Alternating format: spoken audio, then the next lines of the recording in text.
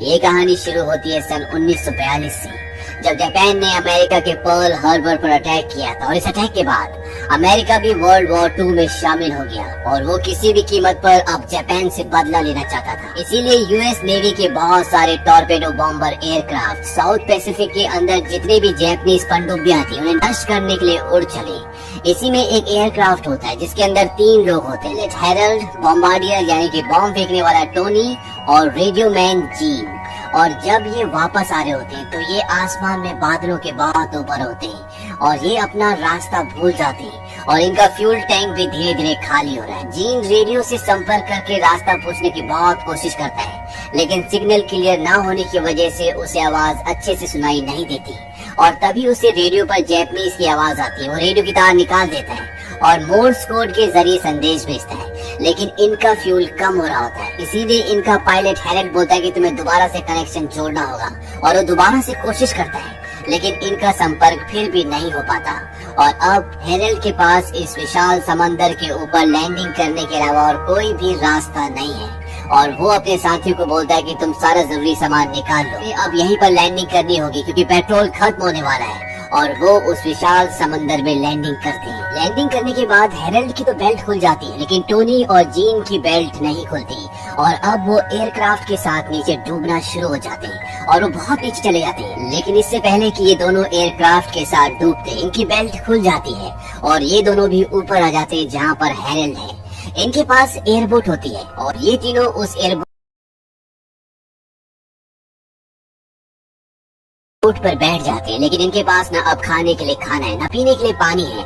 हालांकि इनके एयरक्राफ्ट में सब कुछ था, लेकिन ये उसमें फंस गए थे, इसीलिए उसमें से कुछ निकाल नहीं पाए। और इस साउथ पैसिफिक में, इस विशाल समंदर में जिसका इन्हें कहीं भी कोई अंत नहीं दिखता, ये तीनों फंस चुके हैं। लेकिन इन्हें पूरा यकीन है कि जल्द यहाँ पर यूएस नेवी आएगी और इन तीनों को यहाँ से बचा कर ले जाएगी। और ऐसा होता भी है। इन्हें आसमान में एक यूएस नेवी का एयरक्राफ्ट दिखता है। चीफ कहता है कि पानी में पैराशूट खोल दो ताकि ऊपर से वो उस पैराशूट को देख सके, क्योंकि जो इनकी एयरबोट है वो बहुत छोटी है और इतनी ऊंचाई से इनकी एयरबोट को नहीं देखा जा सकता। पर इनके पास पैराशूट नहीं होता, वो समंदर में एयरक्राफ्ट के साथ डूब चुका होता है और ना ही इनके पास फ्लेयर गन होती है जिसे चला के ये इशारा दे सके कि ये यहाँ पर है। ये तीनों अपनी लाइफ जैकेट निकालते हैं और उसे हिलाना शुरू कर देते हैं और साथ ही चिल्लाते भी हैं, लेकिन वो एयरक्राफ्ट इतनी दूर होता है कि वो इन्हें देख ही नहीं पाता और वो वापस चला जाता है। हेरल्ड जो कि पायलट होता है वो कहता है कि ये हमें यहाँ पर ढूंढने के लिए आए थे और ये हमारे पास आखिरी मौका था। टोनी कहता है कि वो हमें यहाँ इस विशाल समंदर में ऐसे नहीं छोड़ सकते। वो कहता है वो बार बार एक ही जगह पर ढूंढने के लिए नहीं आएंगे, यानी कि अब इन्हें खुद ही यहाँ से किसी भी तरह से निकलना होगा। लेकिन कहीं न कहीं हेरल्ड जो कि इन सब में सबसे सीनियर है, वो जानता है कि ये सब के सब यहाँ पर फंस चुके हैं। वो सबको कहते हैं कि अपने जूते उतार दो क्योंकि ये सफर बहुत लंबा होने वाला है। और ये तीनों अपने जूते निकाल लेते हैं, लेकिन इनकी जो एयरबोट है वो इतनी छोटी है कि उसमें कोई भी सामान रखने की जगह नहीं है। हेरल्ड कहता है कि हमें अपने जूते फेंकने होंगे और इसके बाद टोनी और जीन अपने जूते समंदर में फेंक देते हैं, लेकिन हेरल्ड अपने जूते नहीं फेंकता। ये देखकर वो दोनों हैरान हो जाते हैं। जीन कहता है कि आपने अपने जूते नहीं फेंके। वो कहता है कि अगर हमें जमीन मिल गई तो हम में से किसी एक को चलना होगा, इसीलिए हमें एक पैर बचाना है। और इस तरह से इनका पहला दिन इस समंदर में बिना पानी के बिना के निकल जाता है। और सबसे बड़ी प्रॉब्लम ये होती है कि यहाँ पर इतनी जगह नहीं है कि ये तीनों एक साथ सो जाए, इसीलिए ये एक एक करके सोते हैं। रात को इनका चीफ जिसका नाम हेरल्ड है वो बोलता है किसी को पानी पीना है। टोनी और जीन उसे हैरानी से देखते हैं और इसके बाद हेरल्ड अपने जूते के अंदर यूरिन करता है और वो उस यूरिन को पी जाता है क्योंकि वो जानता है कि इन्हें पानी अब यहाँ पर मिलना इतना आसान नहीं है। अगली सुबह हेरल्ड इन्हें बताता है कि हम समंदर में फंस चुके हैं और हम हवाई की तरफ जा रहे हैं जो यहाँ से लगभग 1900 माइल्स दूर है और हमारे जो पीछे है वो है साउथ अमेरिका जो यहाँ से 6000 माइल्स दूर है। हेरल्ड एक पायलट है, इसीलिए उसे जगहों का, दिशाओं का अच्छा अंदाजा होता है। वो कहता है कि अगर हम इसी तरह से चलते हैं तो कुछ हफ्तों में पहुँच जाएंगे। ये सुनकर ही दोनों हैरान हो जाते हैं। टोनी कहता है कि अगर हम पहुँच भी गए तो उससे पहले हम भूख और प्यास से मर जाएंगे। जीन कहता है कि यहाँ पानी में बहुत सारी मछलियाँ, हमें कुछ करना होगा।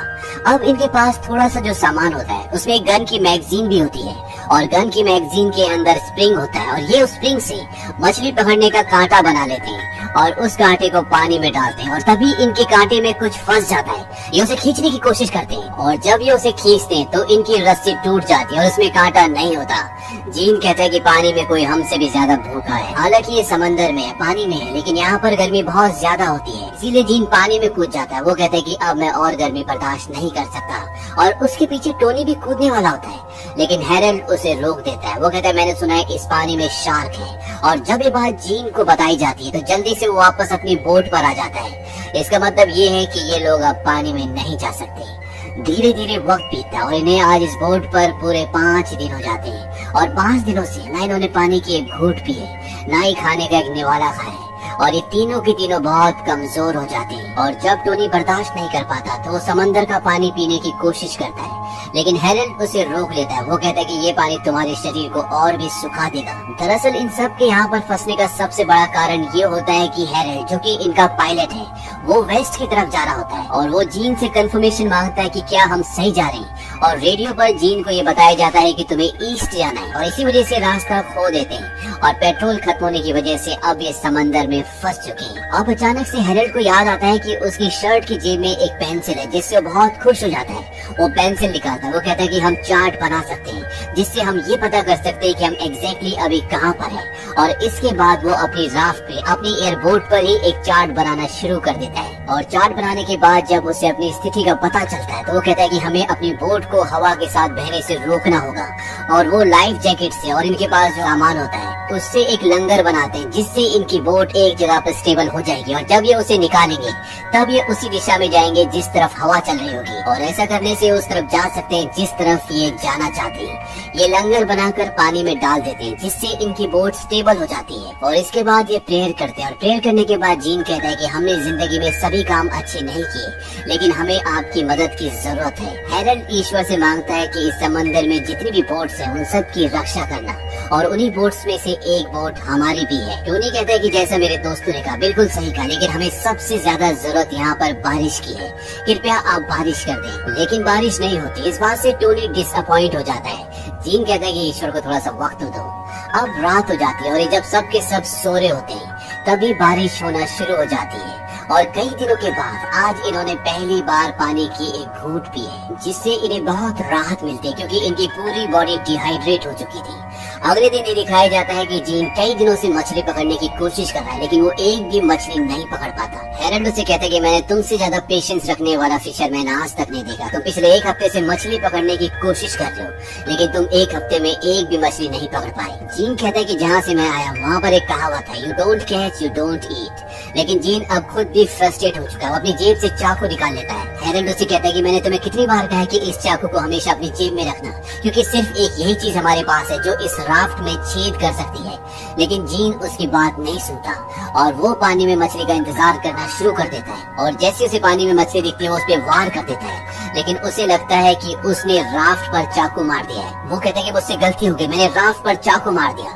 हैरल्ड कहता है कि चाकू को निकालना मत, क्योंकि अगर उसने चाकू निकाल दिया तो पानी राफ्ट के अंदर भर जाएगा और इस तरह से ये अपनी राफ्ट खो देंगे। लेकिन जीन देखता है कि उसने चाकू एक शार्क मछली के बच्चे को मारा होता है और वो उसे ऊपर राफ्ट के अंदर खींच लेता है। और इसके बाद ये सब मिलकर उस शार्क के बच्चे को मार देते हैं और उसके पेट से कई सारी छोटी मछलियां भी निकलती है। और इस तरह से पूरे 1 हफ्ते बाद ये ठोस खाने का पहला निवाला खाते हैं, जिससे न केवल इन्हें खुशी होती है बल्कि इनकी बॉडी में एनर्जी भी आती है। यहाँ पर जो हैरल्ड होता है वो कहता है कि मैं अब घर जाऊंगा, मेरी पत्नी मुझसे बहुत नाराज होगी। वो इन दोनों से भी पूछता है क्या तुम्हारी शादी हो गई है। दरअसल ये एक दूसरे को इतनी अच्छी तरह पर्सनली नहीं जानते। टोनी कहता है कि मेरी शादी नहीं हुई, लेकिन मेरी एक गर्लफ्रेंड है। जीन कहता है कि ना मेरी शादी हुई है न गर्लफ्रेंड। टोनी जीन को कहता है कि तुम जब वापस जाओगे तो तुम मेरी बहन को डेट कर लेना, वो बहुत खूबसूरत है। अब जब ये बातें कर रहे होते तब ये देखते कि बहुत सारी शार्क्स इनकी राफ्ट के चारों तरफ घूम रही होती है। दरअसल इन्होंने जिस शार्क के बच्चे को मार कर खाया है उसका कुछ खून पानी में भी गिर गया था, जिसकी स्मेल से सारी शार्क्स यहाँ पर आ जाती है। लेकिन वो इनकी राफ्ट को कुछ भी नहीं करती, वो सब की सब वापस चली जाती है। दरअसल साउथ पैसिफिक शार्क्स मछलियों के लिए बहुत मशहूर है और वो कभी भी इनकी राफ्ट को गिराकर इन सबको खत्म कर सकती है। लेकिन इस बार इनकी किस्मत अच्छी होती है, इसीलिए ये बच जाती है। अब हालांकि इन्होंने खाना खा लिया, इन्हें पानी भी मिल चुका है, लेकिन जैसे जैसे दिन बीतते ये एक बार फिर से कमजोर होना शुरू हो जाती है। और एक रात को जीन जब पानी के अंदर हाथ डालकर बैठा होता है तभी एक शार्क उसके हाथ पर हमला कर देती है, जिससे उसके हाथ को जख्मी कर देती है। लेकिन जीन की किस्मत अच्छी होती है कि उसके हाथ में बहुत ज्यादा चोट नहीं आई। और एक बार जीन को दिखता है कि सामने कुछ है। उसे लगता है कि सामने कोई आइलैंड है और वो टोनी को दिखाता है, लेकिन टोनी कहता है कि सामने कुछ भी नहीं है, ये सिर्फ तुम्हारा भ्रम है। यहाँ पर इन्हें अजीब अजीब से सपने भी आ रहे होते हैं। और 15वें दिन की सुबह ये दिखाया जाता है कि टोनी के हाथ में उसकी गन होती है। और तभी जीन उसे धीरे से कहता है कि मुझे अपनी गन दो और बिल्कुल आवाज मत करना। टोनी उसे गन दे देता है और तभी वो देखता है कि सामने उन्हीं के राफ्ट पर एक पक्षी बैठा होता है और वहीं पर हैरल भी सो रहा होता है। जीन उस पर गोली चलाता है और गोली पक्षी को लग जाती है, लेकिन वो राफ्ट से नीचे समंदर में गिर जाता है। और जब हैरल देखता है कि इन्होंने एक पक्षी को निशाना बना दिया है, वो समंदर में कूद जाता है, उस पक्षी तक पहुंचता है। और जैसे वो उस पक्षी को उठाता है तो वो देखता है कि उसके पीछे एक शार्क आ रही होती है। अब हैरल जल्दी से अपनी राफ्ट की तरफ आता है और इससे पहले कि वो शार्क करने वाला बन जाता है, वो राफ्ट के ऊपर आ जाता है और वो शार्क इनकी राफ्ट के नीचे से निकल जाती है और इस तरह से हैरल बच जाता है। और अब इनके पास एक बार फिर से खाना है। 15 दिन में दूसरी बार है जब इन्हें खाना मिला है, लेकिन जैसे जैसे दिन बीत रहे होते हैं इसका असर इनके दिमाग पर भी हो रहा होता है। इन सबको अजीब अजीब सपने आते हैं और अब इन्हें यहाँ पर 20 दिन हो जाते हैं। और जब सुबह हैरल उठता है तो वो देखता है कोई भी ड्यूटी पर नहीं होता, यानी कि कोई भी हवा का रुख नहीं देख रहा। इस बात से वो गुस्सा हो जाता है। वो कहता है कि मैंने तुम्हें ऑर्डर दिए थे लेकिन तुमने मेरे ऑर्डर नहीं माने। जीन कहता है कि यहाँ पर देखने के लिए कुछ भी नहीं है और वैसे भी आज तक हमें आइलैंड तक पहुँच जाना चाहिए था। वो आइलैंड कहाँ पर है? हैरल बोलता है कि मेरे दिमाग में एक रफ पिक्चर है। और ये सुनकर ये दोनों हैरान हो जाते हैं। वो कहते हैं रफ पिक्चर, यानी कि हैरल अभी भी श्योर नहीं है कि ये कहाँ पर है। जीन कहता है कि तुम्हारी वजह से हमें समंदर में लैंड करना पड़ा, क्योंकि तुम्हें पता ही नहीं चला कि हमारा शिप कहाँ पर है। तुम हमें हमारे शिप से बहुत दूर ले आए थे, जिस वजह से हम आउट ऑफ रेंज हो गए और इसीलिए हमारी उनसे बात नहीं हो पाई। और हैरल भी एक्सेप्ट करता है कि जब वो ऊपर हवा में थे तो उसे नींद आ गई थी। दरअसल वो कुछ सेकंड्स के लिए सो गया था और जब उसकी आंख खुली तब तक वो बहुत दूर निकल चुके थे। वो आउट ऑफ रेंज हो चुके थे। उन्हें नहीं पता था कि वो कहाँ पर है और पेट्रोल खत्म होने की वजह से इन्हें समंदर में लैंड करना पड़ा।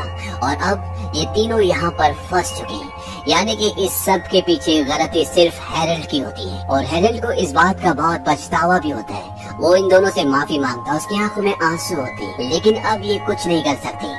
जीन उस मैप को उठाता है जो हैरल्ड ने लाइफ बोट जैकेट के ऊपर बनाया होता है और वो कहता है कि अब यही हमें घर वापस ले जा सकता है। और तभी हैरल्ड को एक आइडिया आता है। उसके पास जो शूज होते हैं वो उन्हें जीन के चाकू से काट कर उनके सोल से 2 चप्पू बना लेता है, ताकि जिस भी दिशा में जाना चाहते हैं उस दिशा में जा सके। और टोनी कहता है कि जो भी सबसे पहले आइलैंड देखेगा उसे बाकी के 2 लोग डिनर करवाएंगे, वो भी उसकी मनपसंद जगह पर। लेकिन इनकी मंजिल इतनी आसान नहीं है और कुछ और दिन बीत जाते हैं और आज इन्हें समंदर में पूरे 30 दिन हो चुके हैं। और 30 दिन के बाद इनके अंदर अब बोलने की भी हिम्मत नहीं है, क्योंकि ये प्यासे हैं, ये भूख, और ना ही इनके पास कोई मोटिवेशन है। अब उसी रात को बारिश होना शुरू हो जाती है, जिससे इन्हें एक बार फिर से पानी मिल जाता है। लेकिन तभी ये देखते हैं कि बहुत बड़ा एक तूफान भी सामने से आ रहा होता है और ये उस तूफान में फंस जाते हैं। इनकी राफ्ट उलट जाती है और टोनी, जिसको तैरना नहीं आता, वो भी खो जाता है। लेकिन तभी ये देखते हैं कि टोनी भी राफ्ट की दूसरी तरफ होता है। ये राफ्ट को सीधा करते हैं और बड़ी मुश्किल से एक एक करके सब के सब राफ्ट के ऊपर चढ़ जाते हैं और इस तरह से ये इस भयानक तूफान से बच जाते हैं। और अगली सुबह ये दिखाया जाता है कि ये तीनों बहुत बुरी तरह से थक चुके हैं और इनके पास जो थोड़ा बहुत सामान था रात को तूफान में समंदर में कहीं खो गया। और इन्होंने भी अब मान लिया है कि ये अब बचने वाले नहीं है। ये इस राफ्ट के ऊपर एक जिंदा लाश की तरह पड़े होते हैं और इन्हें अपने घर की भी याद आ रही होती है। हैरल्ड अपनी पत्नी को याद कर रहा होता है और जीन को टोनी की बहन समंदर में बैठी हुई दिखती है। दरअसल उसको हेल्यूसिनेशन होता है। जिस तरह से टोनी ने अपनी बहन का डिस्क्रिप्शन दिया था उस हिसाब से वो उसकी इमेज को देखता है और टोनी से कहता है कि मुझे लगता है कि मुझे तुम्हारी बहन से प्यार हो गया है। टोनी कहता है कि तुम दोनों एक ग्रेट कपल बनते हैं। हैरल्ड ये सब सुनकर बहुत दुखी होता है। वो कहता है मुझे नहीं पता था कि ये सब इस तरह से एंड होगा, मुझे माफ कर दो। दरअसल हैरल्ड अपने आप को इसके लिए गुनहगार समझ रहा होता है। लेकिन तभी टोनी बड़ी मुश्किल से बैठता है और वो कहता है कि हम बहुत दूर तक आ चुके हैं और इस तरह से हम हार नहीं मान सकते। और इसके बाद वो अपने हाथ से चप्पू चलाना शुरू कर देता है और उसे देखकर ये दोनों भी बैठ जाते हैं और वो भी ऐसे ही करते हैं। लेकिन चाहे ये अपने आप को कितना भी मोटिवेट क्यों ना कर ले, इनके शरीर में बिल्कुल भी एनर्जी नहीं होती। और 34 दिन बाद जब ये पूरी तरह से बेहाल हो चुके, लगभग मर चुके, इनके अंदर बात करने की भी हिम्मत नहीं है। और उसी हालत में टोनी कहता है कि मैंने सपना देखा जिसमें मैंने एक बहुत हरा खेत देखा। हैरल्ड कहता है कि ये सपना मैं 2 बार देख चुका हूँ और इसके बाद हैरल्ड थोड़ा सा पानी समंदर का उठाकर पीना शुरू कर देता है। दरअसल उसने मान लिया है कि वो अब नहीं बचेगा। और तभी उसके सामने लेटा हुआ जीन कहता है कि मुझे सामने कुछ हरा हरा दिख रहा है।